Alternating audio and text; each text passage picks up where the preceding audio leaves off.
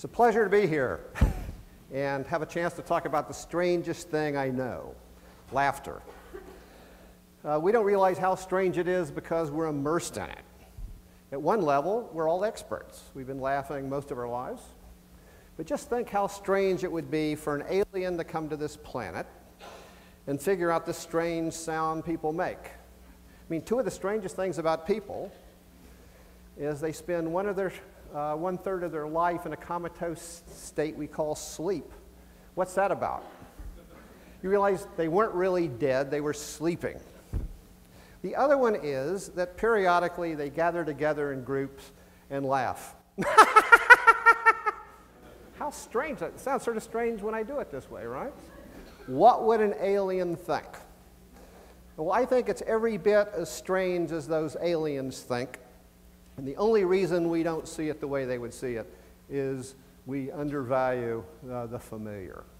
So today, I'm going to be talking about some of the properties of laughter, something you've been hearing all your life, but we're going to be treating it in a different way.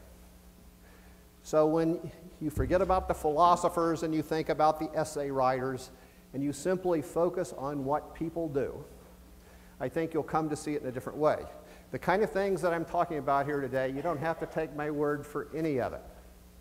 We're going to have some demonstrations today. I think will be informative. And you can also try this out with your friends.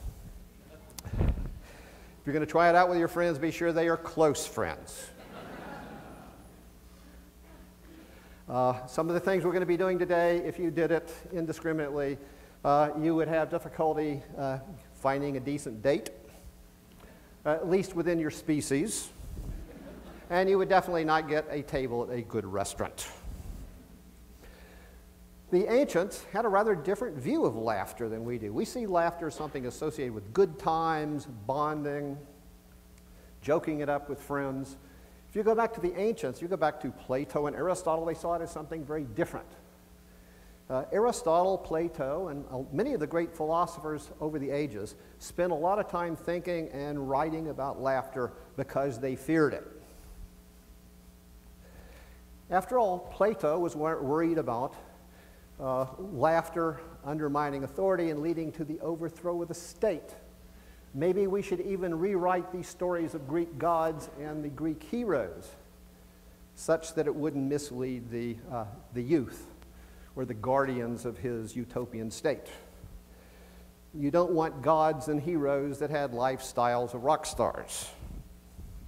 Well, the ancients saw a different view of laughter than we did. They were aware that people laughed at public executions. You know, so there's been powers that be over the ages. They decide things are not politically going well. What are we going to have to do? Let's have a public hanging. Let's have a public beheading. In fact, they were especially popular if the individual was female. People would come from further. They would sell refreshments. It was a form of entertainment. When you read some of the work of the ancients, you think, what were they thinking about? They've got it all wrong. Well, I think they don't have the whole story, but they have part of the story. Is they saw it as something powerful, something dangerous. And it still is. If you're a politician and you start to become regular fares in the evening shows, comedy shows, you know, your political life is probably in jeopardy.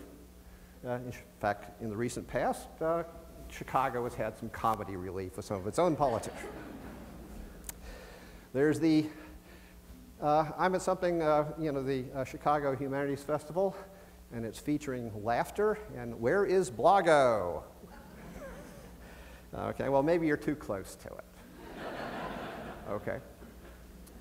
Okay, you've been laughing some now, and we want to study this sound. I did not come to the study of laughter from a position in philosophy. I didn't come to it from English literature. I did not come through through anthropology. My background is neuroscience. And I saw laughter as a way of bringing a kind of rigorous approach that we find in neuroscientific studies of other animals to humans. Actually, another area that I look at is yawning and its contagion. But whether yawning or laughter, These are behaviors that we all have. They're human instincts. And if you're interested in the neurological mechanism of a behavior, you want a behavior everyone has. You don't want this person to have it and that person doesn't. You want them both to have it. Both species laugh, or both sexes laugh. And they're also laughing in a fairly consistent, stereotyped way.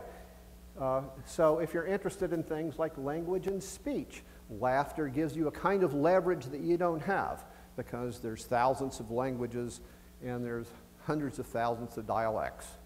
Why not focus on a language that's universal? All members of our species speak it and more or less know what it's about. So it's universal, it's stereotyped, and easy to describe. So I decided this is my new branching out of my career of neuroscience into the study of laughter. Big problem. Where do you find it? Like finding laughter, you know, it's like the recipe for tiger soup. It's easy to make. First you get a tiger. Okay? Okay, to find a sample of laughter is rather difficult, because you can't walk up to people and say, well, will you laugh for me now? And I found when you do this, or actually I start off in a laboratory situation playing comedies for people and try to get people to laugh, then I would take those samples and take them into a sound lab and describe what the sounds are and how the sounds are made and how the sounds are controlled, all the kind of things that I did with other behaviors. But in the lab, I couldn't get people to laugh, even with comedy. Okay? So I decided, okay, we've got to get out of the lab and see what people do in everyday life. An important theme here is sometimes failure is success. In failure to get people to laugh in laboratory situations, that was really a success. I had learned that basically you need to look at people in their natural environment, or at least create it in the lab, which was harder to do. So I went out and decided I will tape record laughing people and then analyze these sounds. Well, this got to be complicated too, because when I would eavesdrop on people laughing, I would find that the person talking, the person's going, you know, blah, blah, blah, blah, blah, and the other person, or blah, blah, blah, blah, blah, ha, ha, ha, ha, blah, blah, yeah. I thought the person talking is laughing more than the audience. I thought, oh no, this is ruining my scoring system. But what did I learn? You know, I learned that the speaker often laughs more than the audience, and to look at laughter, you have to look at a laughing relationship. The scenario of stand-up comedy, in many ways, is not a good scenario for understanding everyday laughter, because the speaker often laughs more than the audience, and also, when you record what the speaker says before the audience laughs, it's usually not a joke. But again, I thought, oh no, I failed, something's wrong. And then I thought, wait, you've got to look at audience laughter as well as speaker laughter. Got to look at them both. And then, you know, the business about people weren't laughing at jokes. So there's a lot of things to digest. In fact, it took me months of looking at the data before I came to the conclusion, wait, this isn't chaos and confusion. I'm learning a lot of important things. I just didn't know what to do about them. Now, it's been said that when you do a study looking at human behavior, the subject is always right. You know, the subject wasn't doing what I thought, but again, they were always right. The laughter was not usually about humor. The speaker often laughs more than the audience. Laughter can't be produced consciously. You know, most people cannot laugh on command. I'm going to check that one out in a minute. And also, what we found is that females typically laugh more than males. A lot of these themes are coming up. I'm going to explore them momentarily. But let's now consider this strange sound of laughter, because simply getting the sample and describing it will take you to some strange places, getting you to think about laughter in a different way. Now, for example, let's see, you're convenient here. Can you laugh for us, please? That's pretty good. Now, that's really good. You thought that was really hilarious. Now, will you laugh for us?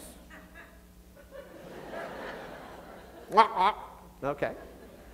Or let's say, how about you? Could you laugh for us, please? By the way, we just learned something very important about laughter. Okay, one of the things we learned is that laughter is not under conscious control. Laughter, like crying, something we do all the time, but we don't decide, I want to laugh now. We just do it, and we do it in an orderly way. And what we're going to learn is just because something happens in a predictable, orderly way doesn't mean it's under voluntary control. In fact, a lot of events in our life are not under voluntary control. They're unconsciously controlled, but we have that little voice whispering on our ear, providing a narrative to our life. You're doing this for this reason. You're doing it for that reason. I suggest you need to quit listening to that little voice, because the little voice is trying to provide a narrative, a story to your life that there's really not a story there. It's where a lot of our life is controlled by involuntary processes like laughter. Okay, so here you can't laugh uncontrolled or voluntarily, and yet much of the literature about laughter and humor is based on the notion of voluntary control. I laugh because someone did something funny. Well, first of all, that's not informative at all, because funny is something that makes us laugh, and it's circular, and it doesn't take us anyplace. But the ingredient for laughter is other people.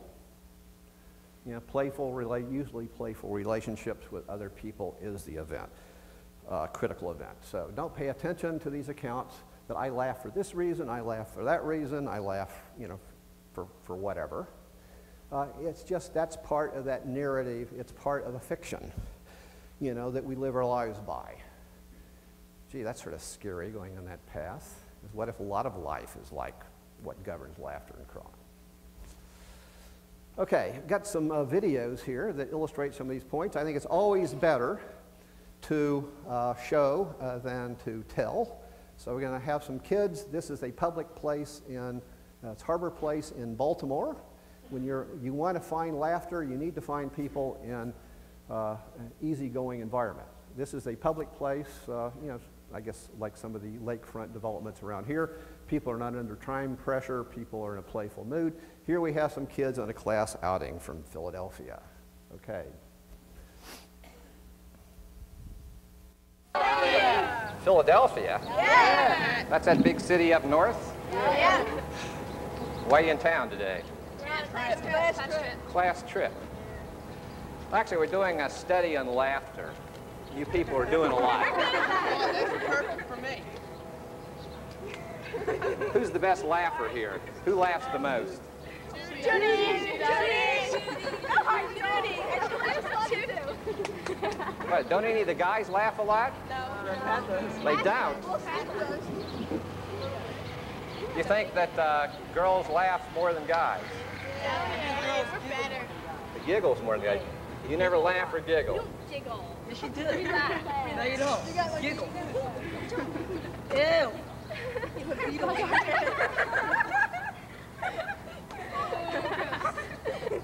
A lot of laughing going on here. Why were you just laughing?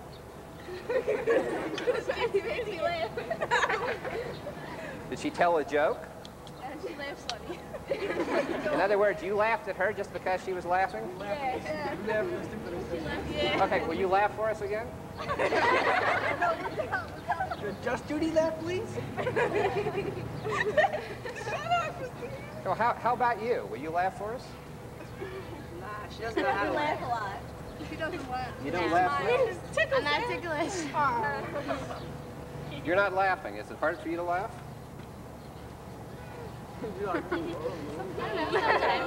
Will you laugh for us now? Try. Just laugh. There, think of Charles again. Try hard to laugh. I can laugh. But you couldn't laugh just when you wanted to, but you laughed when they laughed. She said something. What? She said something funny. She said something funny. You laughed? You think her laughter's funny? No, she said something funny about someone. She said something funny. This one right here. Okay, old Sugar House. Yeah, they imploded the building. Do you laugh a lot? No. You don't? No. Will you laugh for us now? No. You can't? No. Try. Force it. can't. What? Stop. New Year's Eve. I think of New Year's Eve. New Year's Eve, that wasn't funny then. I think the whole school heard of it at that. Well, you're some funny people. You're a funny guy. Okay, we've got a sample laughter here. Now, we want everyone to stop laughing. Don't laugh. We cry. What? We cry. Yeah, just stop laughing. You can say anything you want, but just don't laugh. Chris, how you doing? Steve is corner. How are you doing?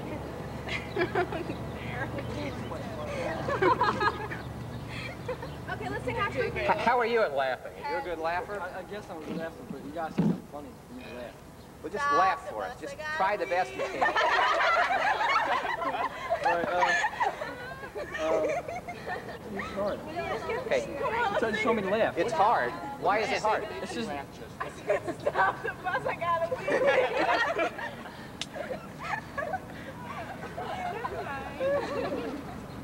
I don't think I can do it. Okay, well, laugh for us now. I can't. I just can't do it. You're smiling. Can you laugh? Think about happy. Remember when you kissed Christina? Yeah. Yeah. I can laugh some more if she would just do me a favor.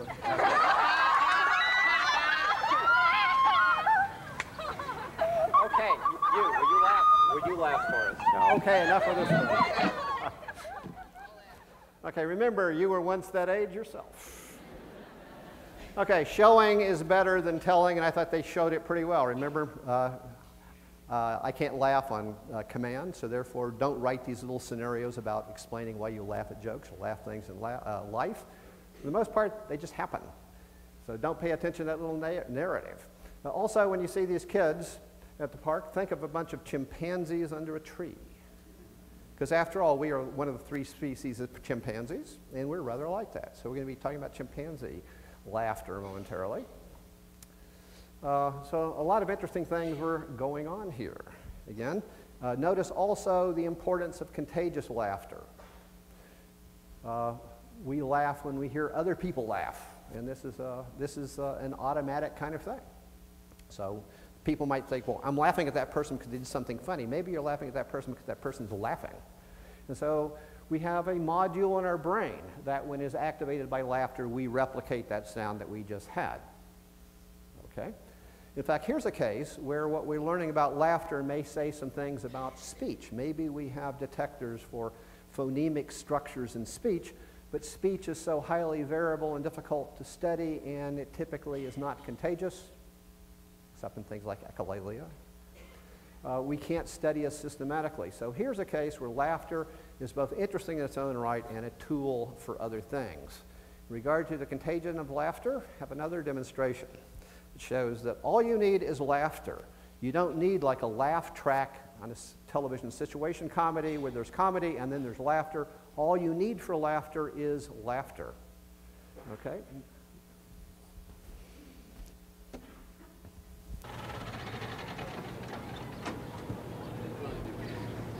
Well, we're doing a survey on laughter. I'm laughing already. You guys are good laughers. You laugh all the time? Most of the time. Okay, can you laugh for us now? Oh. You looked at him before you laughed. Could you just look at me and laugh? I can smile. Just laugh. That'd be fine. Just laugh. I can't. Tell me a good joke or something. Okay, can you laugh? Can I laugh? It's not just about looking at you, no. Why is that? You're not funny. It'd have to be something funny. Okay, look at him. Oh. I guess because we co-workers, you know, we just, you know, laughable people. Yeah. Yeah, well, that's really good. Now, you've come across something very important about laughter. It's very hard to just laugh on command, yet you do it all the time. You looked at him, and it was real easy for you to laugh. Right. He's really a funny guy. Yeah. Well, you can say that. Right. Okay, well, thanks a lot. All right. Thank you. You have a nice day. All right. Perfect. Hello. Hello. We're doing a survey on laughter. Okay. Will you laugh for us? How's that? Is that fine? Do you laugh a lot? Yes. Yeah, you're good laughers. Thank you. Will you look at me and laugh, please? That's pretty good. Can you laugh? It didn't seem like you're quite getting with the program the way you were before. Is it hard to laugh just when you want to do it? It's harder. It's harder. I can look at Rachel and laugh, though. So Rachel's a funny gal. Huh? Yes. She just looks funny. Do you think that women laugh more than men? I think at this age they do. I think they giggle more. When they get older, they don't do it anymore? I don't think it has much to do with gender. What does it have to do with? The kind of person they are. The girls giggle a lot? Especially in middle school they do. Oh, Yes. but you gave it up after middle school. We tried to. Okay, well, thank you. Okay. What is this for? It's for C. Okay. Okay, again, you saw they laughed and they look at each other. You know, they're part of the social group. And again, laughter is about relationships. It's not about jokes. If you don't believe this, look at your own life. Look at when you laugh, what happened just before that. And when I recorded this systematically, by the way, this is not how we collected data. I just had someone following me around with a camera recording this outing. But our data was basically made from surreptitious note-taking. We based it on 1,200 cases of naturally occurring laughter in malls and so on. This is just sort of emphasizing some things we learned. Most laughter follows comments like, hey, it's Andre.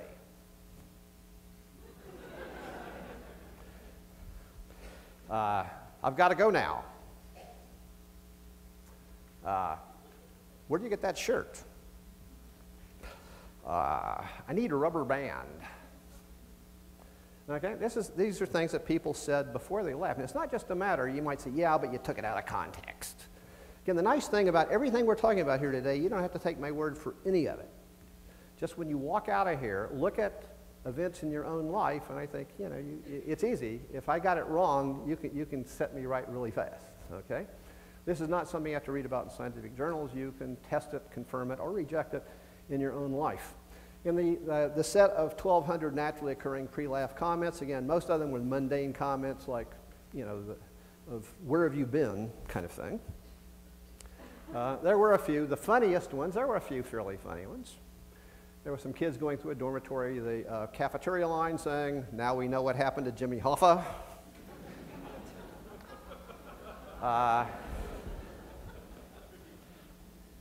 He didn't realize he was sitting in dog shit till he put his hand down to get up. And she even makes my tongue hard. These are mostly college kids, by the way, I'm sorry. I'm just reporting what I heard, okay?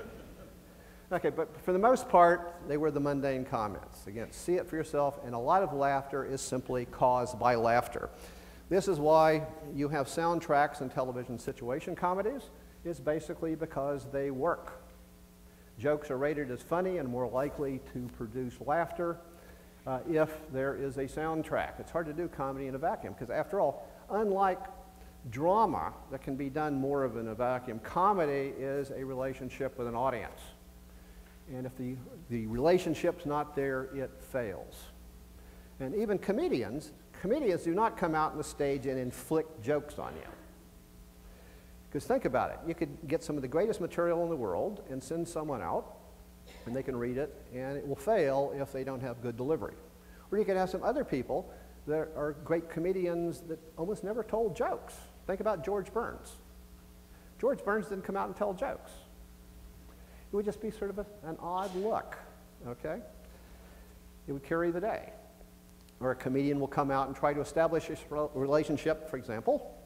Have you ever been at the checkout line in the grocery store and the person behind you did whatever, you know, trying to make you part of this group?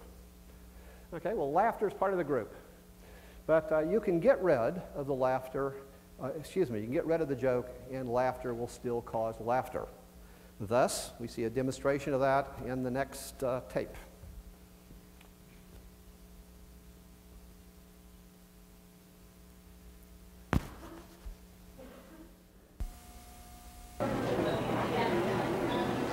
Excuse me, we're doing a study on laughter. We want to know what your views on it were. Is laughter a good thing? Absolutely. You laugh a lot. I laugh every day. I make my wife laugh all the time. She's laughing already. You made her laugh. What do you do that makes him laugh? Trip. Spills a lot of things. That's very good, but you laugh for us now. Will I laugh for you? Yes. That's it for me. She's laughing. Is that his best effort? Not really. What really makes him laugh the most? Howard Stern. That's very true. That's how I jumpstart my day. Okay. Yeah, one other thing. Laura, where's the gizmo? One other thing. We have a piece of apparatus here. You push the button, please. Let go.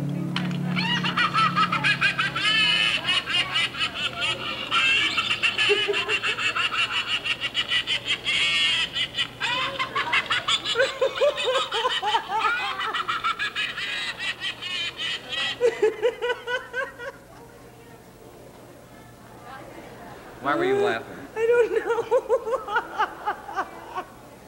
Did anyone tell a joke? No. Did anyone do anything funny? No. Just the sound of this made you laugh. Push it again.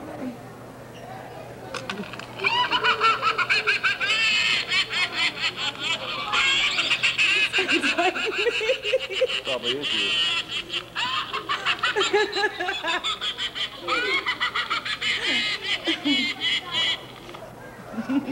Carol, thank you. All ready. Okay, thank you. Okay, what you saw there wasn't just a quirky reaction to a laugh box, but we could say it was sort of a low-tech piece of scientific apparatus that shows that simply the sound of laughter will trigger laughter. That's why the laugh tracks work in situation comedies, and it's an important part of laughter in everyday life. We have any of the laugh yoga people here today? Laugh yoga? Okay. Okay, well, here you have an exercise predicated on, well, it is sort of strange, and you can think, well, yeah, laughter is a really strange kind of thing. People getting together and laughing with each other. But the laughter produced when other people are laughing is real laughter. And again, we do it all the time. We just don't notice it. What you have in the laughter yoga and related exercises is a case where people will get together and laugh in various entertaining ways, and this will trigger contagious laughter in an audience. Again, it's not odd, it's a real thing, and the result the laughter produced is real laughter. We do it all the time. Okay, one other little exercise for you. I said that laughter is stereotyped. I mean, you may have heard that, you know, there's ironic laughter, and there's sardonic laughter, and there's gay laughter, and there's hearty laughter, all these different kind of laughters. There is the titter, there's the guffaw, but underneath it, laughter has to have a particular foundation. In my work, when I'm talking about the stereotypy of laughter, I'm not saying that all laughter is the same, but it must have some foundation. After all, if every laugh was different, how would we know that a person was laughing? Okay, so there has to be some sort of foundation. And these nuances, you know, the hearty laughter and the gay laughter and the titters and so on, are basically variants on this pulsative sound. Our laboratory studies have shown that laughter can be defined as a short burst of typically a vowel-like sound, like ha, oh yeah. Okay, and it's repeated about every 1/5 of a second. So,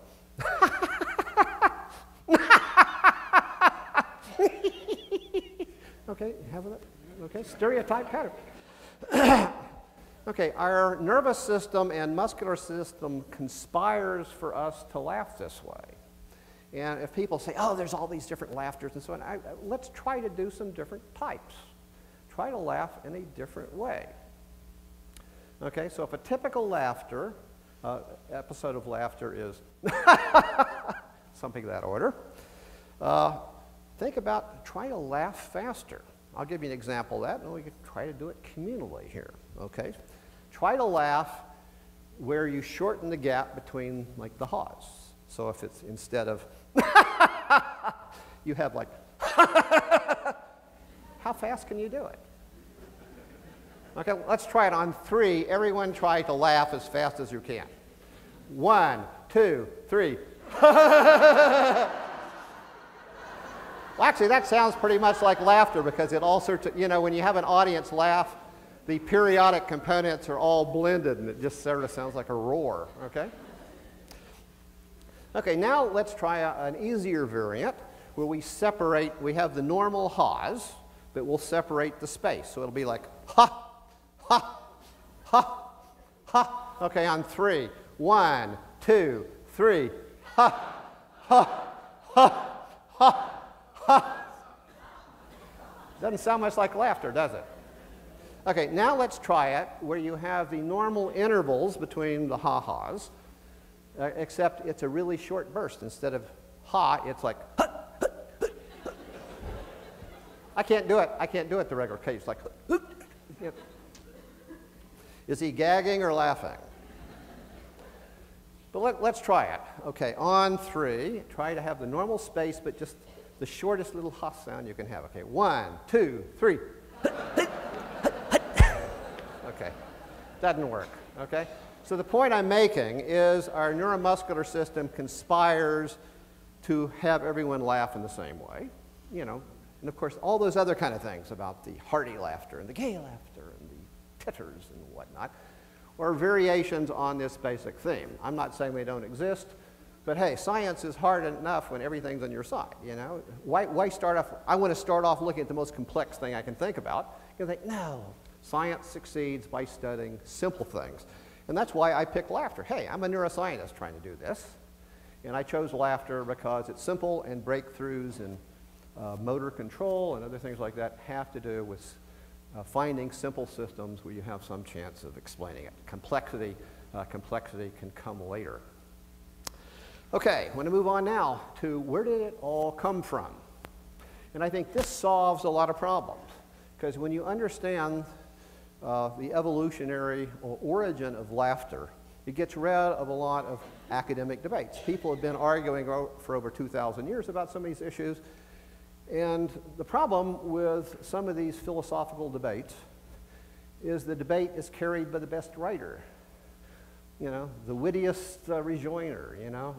I can trump your argument with this. But sometimes the right scientific question, if you pursue it, will resolve it. Laughter has its origin in play. Laughter is literally the sound of labored breathing and rough and tumble play. So pant, pant became ha-ha.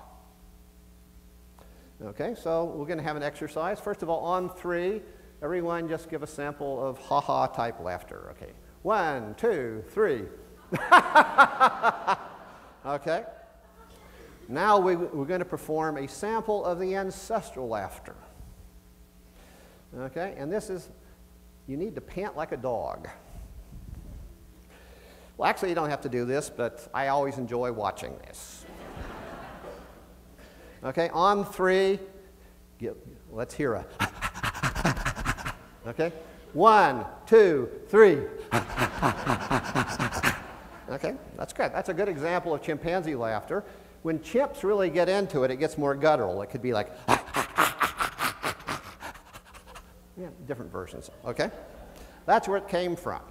Now I've got a sample from some of our work. This was done at the Yerkes Primate Research Center in Atlanta.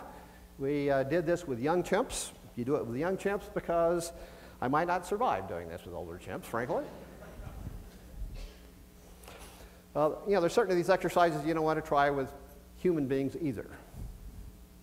Don't tickle a stranger. You know, this is different. Oh, and you tickle a chimpanzee, you're not only tickling a stranger, but it's a stranger of another species. Okay? Well, we're going to do that here. Actually, I'm filming it, and have an assistant here that's actually tickling the chimpanzee. I'm the other side of a fence. The reason is because what happens when the chimp gets hold of the video equipment. does not want to relinquish it. They're much stronger than you, and so prying those little fingers off your wires and before the units are just destroyed is a problem. So I'm on the other side of the fence. So we'll have the last one here, please.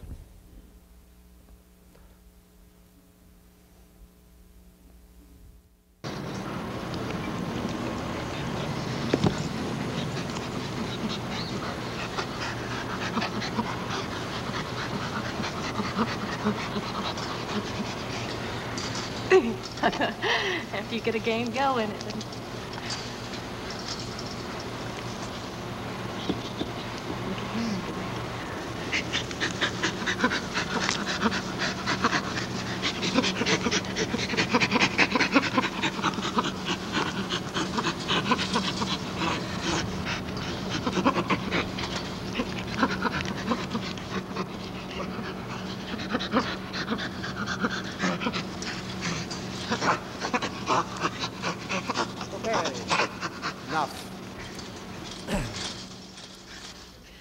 Remember, you're one of the 3 species of chimpanzees, and you can do this just fine.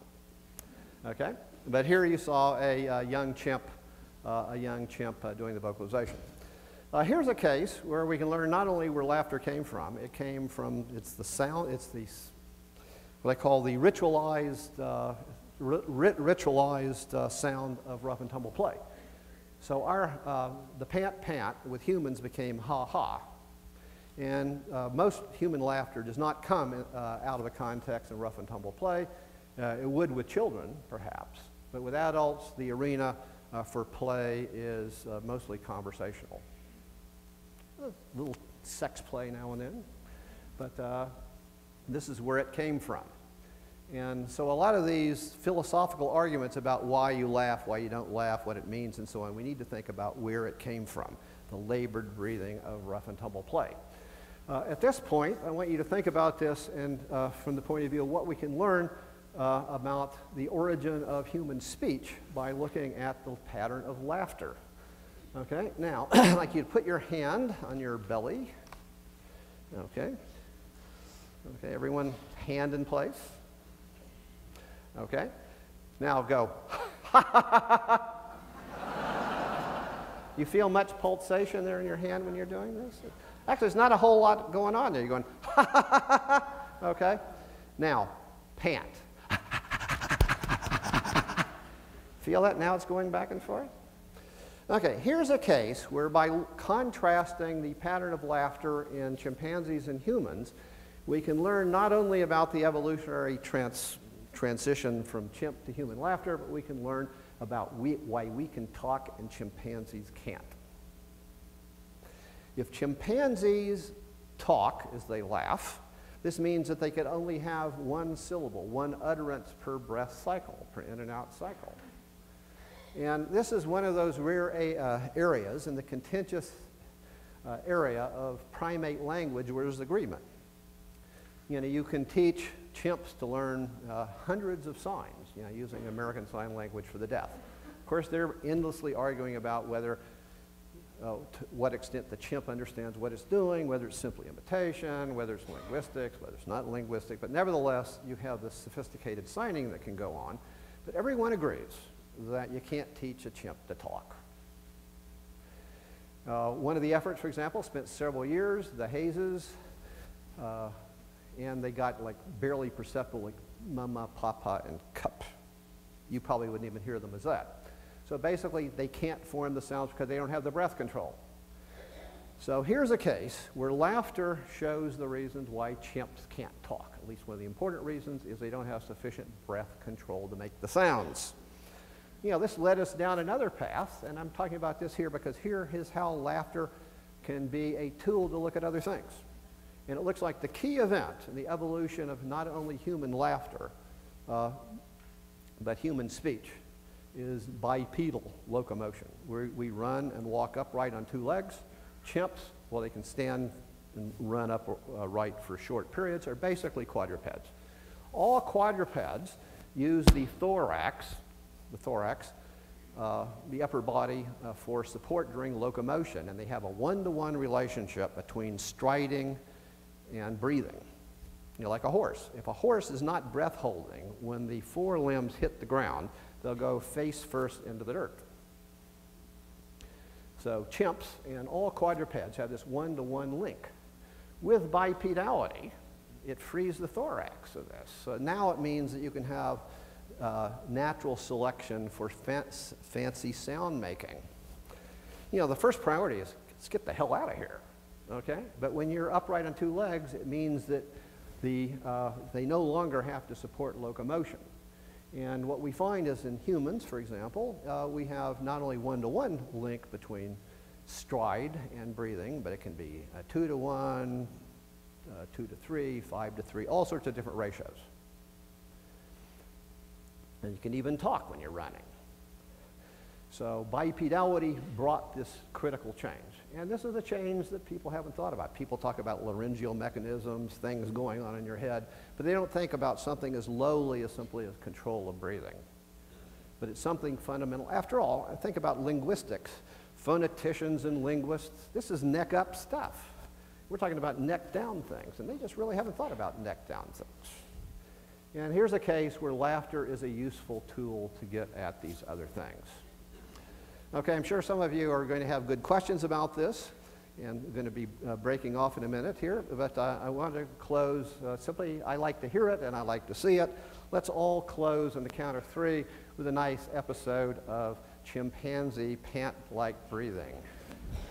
Okay? Okay, 1, 2, 3. Okay, that's it, folks. What parts of the brain are activated in laughter? What parts of the brain? Good question, but that's a hard one. All sorts of parts of the brain are going on because you not only have the parts that's involved in the vocalization, but laughter's social. And all sorts of parts of the brain are involved in that. So I think if you read somewhere about, there's an MRI study has discovered the latest laugh center. I think it's probably it's a case of what I call drive-by imaging. They're kind of like drive-by shootings. You have drive-by. These are people that have expensive equipment, and this month they're studying this, but next month they got this important. They're doing X, Y, and Z. They never. Most of these studies aren't sufficiently well controlled where you can say much about anything. But laughter is so distributed. I mean, think about when you laugh at a joke or you laugh in a social situation. It involves social perception, social cognition. There's all sorts of linguistic components, as well as the production of the ha-ha. There may be a neural module for the production of the ha-ha, but no one's looked at that.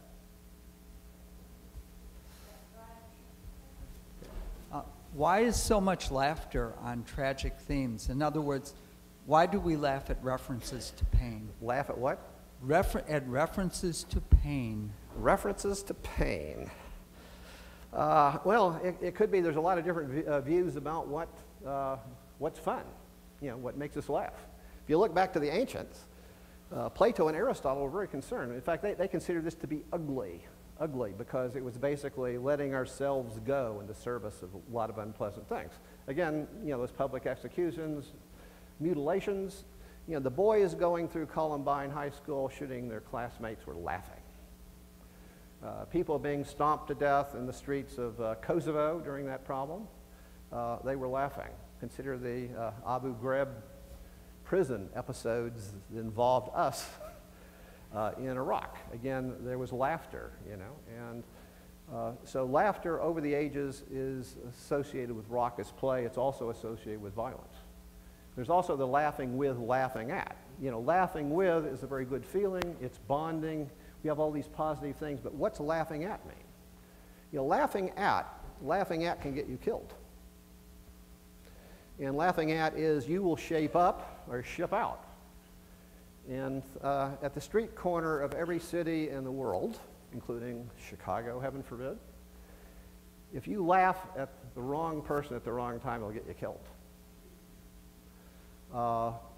Think about the Danish cartoons. How many people died? How many thousands were injured? That's still an ongoing issue about the power and the danger of laughter.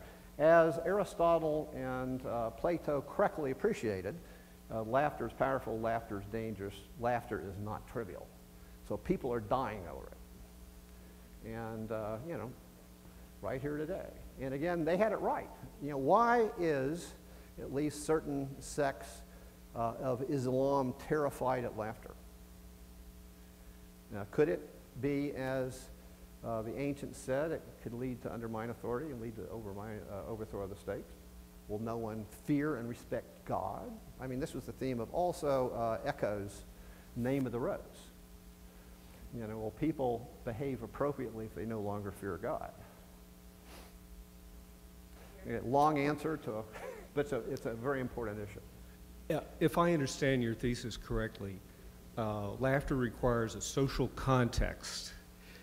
Well, my wife will be reading the newspaper, and her focus is so strong. I know she doesn't know I'm in the room, and she will laugh. Okay, excellent point. Exactly right. I would say there is face-to-face social and there's vicarious social. You know, for example, when you're watching television, you're laughing at the people in the box.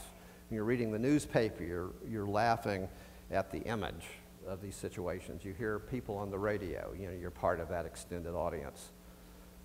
Or if you even thought about it, you know, you could be laughing about a life episode that's something that you've remembered. But if I can give you a number on this, when you remove the effects of media, laughter is 30 times more frequent in social than solitary situations. And by doing that, I'm removing vicarious social. So you talk to yourself much more often than you laugh to yourself. In fact, this is reason to believe, and here's a case where what I'm talking about laughter, this is very important in you know, psychiatric, pathological context.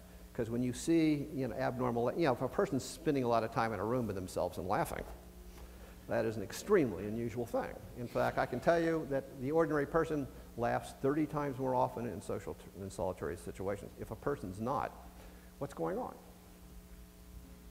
Okay. Okay. Oh, someone else have a mic? Okay. What explains the gender difference in laughing? Excuse me? What explains the gender difference in okay, laughing? Okay, important. Actually, I wasn't going to go there. In fact, one reason why I wanted to give more time for the discussion is the questions are always so good. And that was a point I was going to discuss, and I said, no, we'll save this one. In my studies, generally, females laugh more than males, but both males and females laughed a lot.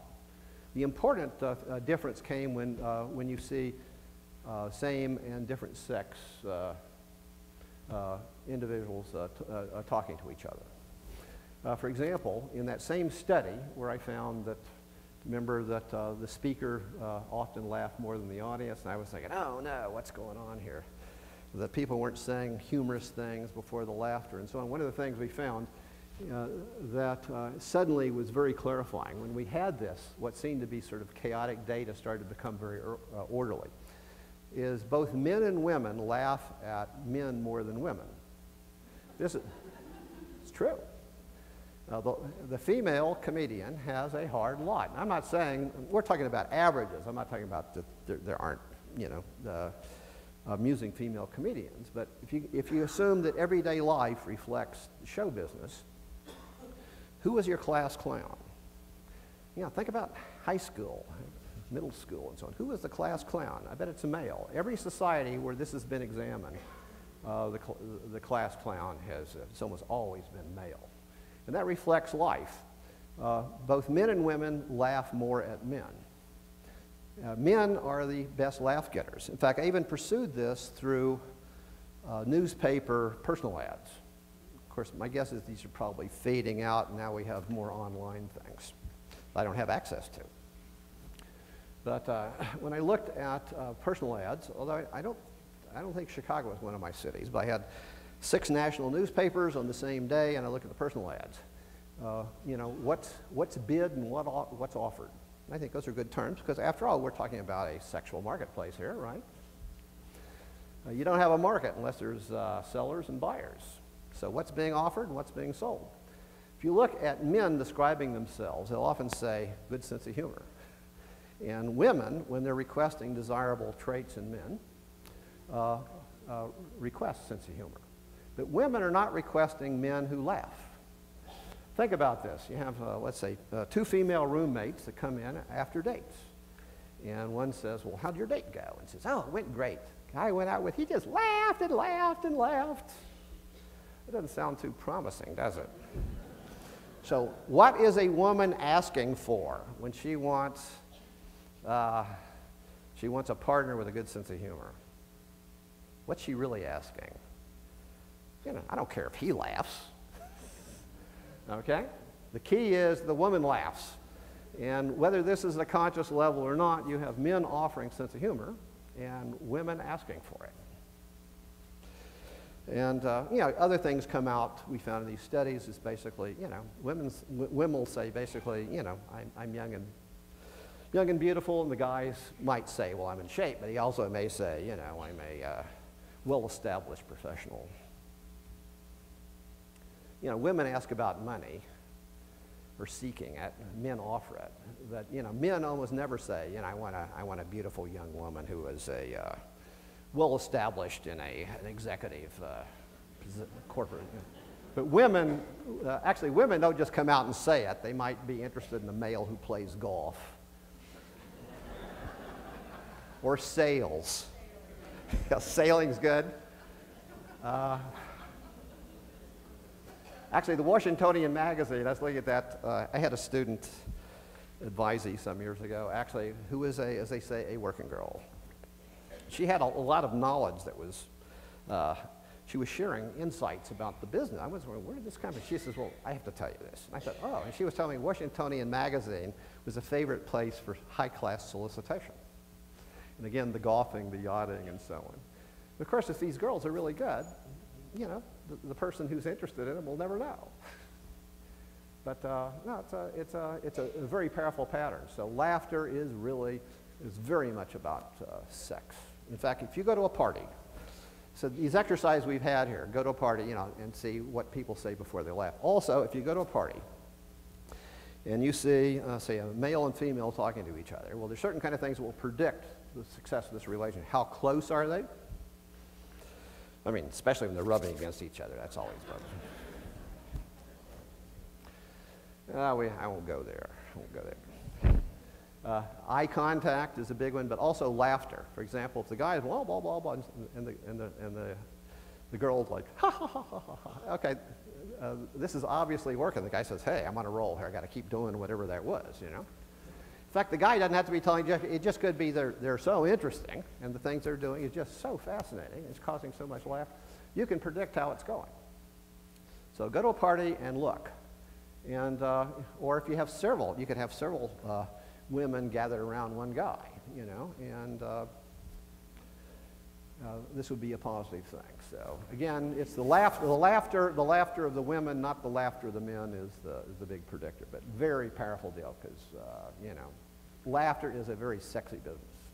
Also, the power is, since it's not consciously controlled, you can tell what people really learn. For example, people can lie with their, you know, words, but they are not good at lying with laughter. Since it's not under conscious control, it leaks out. So if a person's laughing, they might say, oh, I couldn't stand them, they weren't interesting, you know, what a bore, you know. But if, you know, again, if you have the eye contact and if you have the laughter, this means their behavior is suggesting something else. So you can tell what people really think. Yes?